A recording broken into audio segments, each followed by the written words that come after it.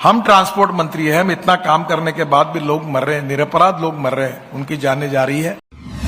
हर साल 5 लाख एक्सीडेंट हो रहे, 1.5 लाख मौतें हो रही है और कम से कम 3 लाख लोगों के हाथ पैर टूट जा रहे हैं। मेरा भी एक बहुत बड़ा एक्सीडेंट हुआ था और मेरा पैर 4 जगह टूट चुका था और वो राष्ट्रीय महामार्ग पर ही था जब मैं राष्ट्रीय महामार्ग का मंत्री नहीं था। कि अभी इसके बाद आइडेंटिफाई होकर अगर कोई मरता है तो जो आरओ है और पीडी है उसको जिम्मेदार पकड़े, वो जो इंजीनियर है उसको जिम्मेदार पकड़े और उसके ऊपर कार्रवाई करें, उसको नौकरी से सस्पेंड करें।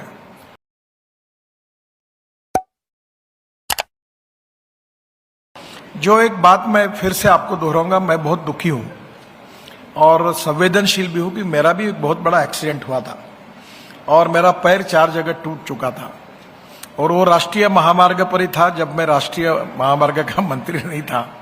वो इसलिए मेरा एक्सीडेंट हुआ था कि राष्ट्रीय महामार्ग पर जो पेड़ थे वो एनएचआई ने, राष्ट्रीय महामार्ग वालों ने परमिशन मांगी थी कलेक्टर को कि पेड़ को रास्ते में आता है निकालने की परमिशन दो। उन्होंने परमिशन न देने के कारण मैं महाराष्ट्र में लीडर ऑफ ओपोजिशन था, वेल डिसिप्लिन में पुलिस की पायलट की गाड़ी, मेरी red light car, siren, 5-6 police की कार, गवर्नमेंट की कार, पूरा कैनवा था और मेरे ड्राइवर को कैटरैक्ट निकला और पूरी तरह मैं वो एक पेड़ पर गया। पूरी एम्बेसडर कार, एक ट्रक खड़ी थी वो झाड़ बचाने में और उसके अंदर चली गई, तो जो नीचे में जो टायर था जो ट्रक में लगा था उसके कारण मैं बच गया, पूरी गाड़ी ये हो गई। तो एक तो ये एक्सीडेंट की बात जो है इसमें अभी तक हमें भी और आप सबको मिलकर इसके बारे में सफलता जैसी मिलनी चाहिए वो नहीं मिली है और ये हर साल 5 लाख एक्सीडेंट हो रहे, 1.5 लाख मौतें हो रही है और कम से कम 3 लाख लोगों के हाथ पैर टूट जा रहे हैं और करीब 3% जीडीपी के ग्रोथ में हमारा नुकसान होता है। तो मेरा आपसे अनुरोध है कि इसको सीरियस ले लो।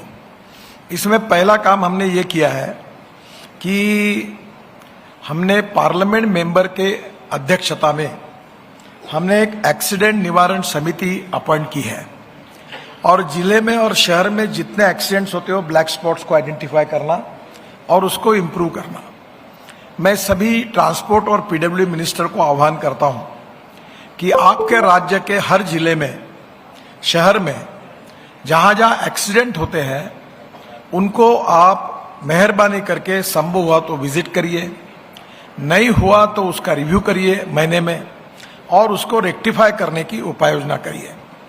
देखिए मैं कैसा काम होता है इसका एक अनुभव बता रहा हूं। ये पुणे से बेंगलोर रास्ता है, कोल्हापुर से आता है, ये कर्नाटक वालों को पता है ये रास्ता। वहां एक जयसिंहपुर गांव लगता है और जयसिंहपुर गांव में एक कर्व थी और मैं महाराष्ट्र में जब मंत्री था तो एक्सीडेंट को मराठी में अपघात कहते हैं, तो अपघात निवारण समिति करके मैंने कमेटी अपॉइंट की और उस कमेटी में हमारे पीडब्ल्यूडी सेक्रेटरी मिस्टर तांबे थे, बहुत अच्छे अधिकारी थे, वो अध्यक्ष थे, आरटीओ, पुलिस अधिकारी, ट्रांसपोर्ट के लोग, ऐसी कमेटी पूरे महाराष्ट्र में घूमती थी। उन्होंने 2500 ब्लैक स्पॉट आइडेंटिफाई किए। मुझे बताते हुए दुख हो रहा है, मैं मंत्री था, जो मेरी जिम्मेदारी थी, ये कोल्हापुर के नजदीक जयसिंहपुर बाईपास पर 150 लोग मरे, 150 लोग।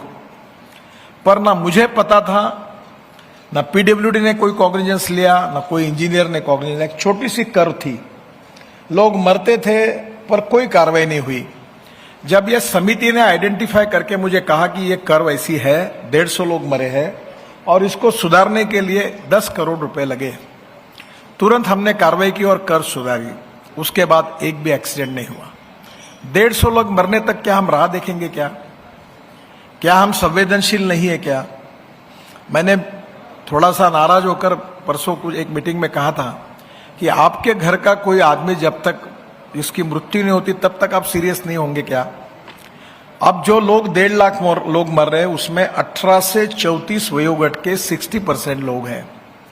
मुझे दुख होता है आपको बताने में, कोई आईआईटी का इंजीनियर है, कोई इलेक्ट्रिकल इंजीनियर, कोई लड़की डॉक्टर है, 2 व्हीलर में जाके उनका एक्सीडेंट हुआ है। तो मैं आपसे अनुरोध करूंगा कि ये जो एक्सीडेंट्स के है इसमें रोड इंजीनियरिंग एक समस्या है। जो डीपीआर स्टेट लेवल पर, सेंट्रल लेवल पर बनाए जाते हैं वो ठीक नहीं है।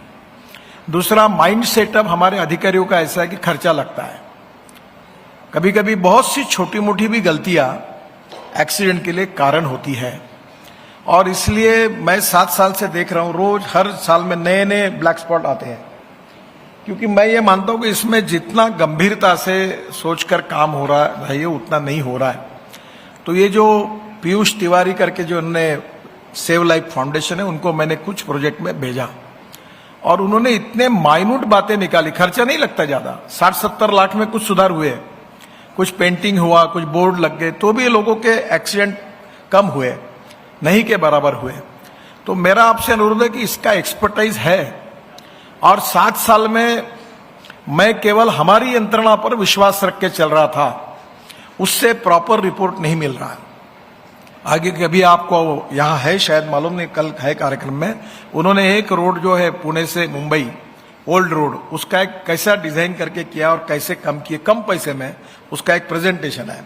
मेरा आपसे अनुरोध है कि ये जो ऐसे अच्छे लोग हैं उनकी मदद लेकर, और इंजीनियरिंग कॉलेज और आईआईटी के और पॉलिटेक्निक कॉलेज के प्रोफेसर्स और विद्यार्थी, उनको हम ट्रेन करें 3 दिन, और फिर वो लोग जाकर एक एक रोड का रोड सेफ्टी के हिसाब से ऑडिट करके सरकार को, हमारे सेक्रेटरी और मंत्री जी को रिपोर्ट दें। रिपोर्ट में वो एकदम कॉस्टली बातें जो होगी, उसमें ये भी हो सकता है कि हम लोग इमीडिएट एक्शन क्या लेना, लॉन्ग टर्म एक्शन क्या लेना, और मिड टर्म एक्शन क्या लेना। छोटी छोटी बातों से भी होगा। जैसे अभी मैं बहुत बार व्यथित होता हूं कि रोड ऐसा है, स्टेट का या एनएचए का हो, अब उसमें इधर से एक आदमी क्रॉस करके घुसता है, दूसरा उसको डैश मारता है, लोग मर रहे हैं। एक सोलर का लाइट रात को लुप लुप करने वाला भी रख दिया तो चलाने वाला सावधान हो जाता है। अभी लेन की डिसिप्लिन, लेन के डिसिप्लिन के बारे में भी प्रॉब्लम है कि हमारे यहाँ ट्रक वाला कभी पहले लेन में जाता, कभी आखिरी लेन में जाता, बस वाला ओवरटेक करता, कभी लेफ्ट हैंड करता, इसकी डिसिप्लिन। दूसरी, रोड की स्पीड। अब हम अच्छे भी हाईवे बना रहे तो स्पीड भी बढ़ानी पड़ेगी, पर स्पीड बढ़ाने के साथ लोगों को ड्राइवर का ट्रेनिंग भी करना पड़ेगा। अब बड़े से एनजीओ सामने आए कि वो ड्राइवर का ट्रेनिंग कर रहे हैं, बड़े बड़े ऑफिसर्स रिटायर्ड हुए वो इसमें मदद कर रहे हैं, तो आप ऐसे लोगों को इनिशिएट कर सकते हैं। तो मैं 2-3 बातों के बारे में आपको कहूंगा कि एक तो एक्सीडेंट, ये मंथन में आपके राज्य में, मैंने जानबूझकर ये स्टैटिस्टिक दिया नहीं है, जो आपके राज्य में एक्सीडेंट होते हर साल, उसमें बढ़ोतरी हो रही है। और ये नाम लेकर मैं किसी को दुख पहुंचाना नहीं चाहता। क्या हम इसके लिए जिम्मेदार नहीं है? हम ट्रांसपोर्ट मंत्री हैं, हम इतना काम करने के बाद भी लोग मर रहे हैं, निरपराध लोग मर रहे हैं, उनकी जानें जा रही है। तो मैं आपसे अनुरोध करूंगा कि सबसे ज्यादा इसको प्रायोरिटी दो। दूसरी बात, ये रोड सेफ्टी के हिसाब से ऑडिट करो। और जो 4 बातें हमने कही, रोड इंजीनियरिंग, ये डीपीआर वालों को अभी तो मेरा माइंड बन गया कि अभी इसके बाद आइडेंटिफाई होकर अगर कोई मरता है तो जो आरओ है और पीडी है उसको जिम्मेदार पकड़े, वो जो इंजीनियर है उसको जिम्मेदार पकड़े और उसके ऊपर कार्रवाई करें, उसको नौकरी से सस्पेंड करें। इसका कारण है कि light approach is not good. We should be more sensitive about road accidents.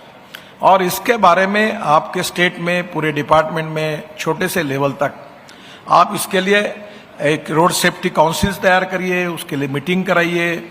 और आप मुझे अगली बार आप कभी मंथन में आएंगे तो क्या आप ये बता पाएंगे कि मेरे राज्य में इतने एक्सीडेंट्स होते थे, इतने कम हुए हैं और इतने हमारे को सक्सेस मिला है। I am not only talking about the ministers, I am talking about the minister, secretary, chief engineer, superintending engineer, executive engineers and all the stakeholders. तो मेरा आपसे अनुरोध है कि इस बात के लिए आप जरूर करिए। मैं अभी आपके मंत्रियों से भी बात कर रहा हूं कि स्पीड लिमिट के बारे में थोड़ा सा अलग अलग प्रकार के मत है, तो मैं अपने सभी स्टेट मिनिस्टर, क्योंकि ये कॉन्करेंट लिस्ट में सब्जेक्ट है, तो मैं कम से कम एक 10 मंत्री जी और मैं भी आपके साथ रहूंगा, सेक्रेटरीज भी रहेंगे, और हम मिलकर एक बार 2 लेन पेव शोल्डर के लिए कितनी स्पीड हो, उसके बाद रोड एक्सीडेंट्स के बारे में भी हम कैसे काम करें। तो धीरे धीरे इसके बारे में बैठकर हमें काफी कुछ सोचना पड़ेगा, क्योंकि ये कॉन्करेंट लिस्ट में है। आपके सहयोग के बिना ना हम काम कर सकते हैं और हमारे सहयोग के बिना आप काम कर सकते हैं। दोनों मिलकर 2024 एंड होने के पहले 50% एक्सीडेंट और 50% डेथ हम कम करेंगे। इस बात का संकल्प करके आप इस मंथन पे जाइए, ये मेरा आपसे बहुत नम्रतापूर्वक अनुरोध है। और इसको एकदम लीजिए।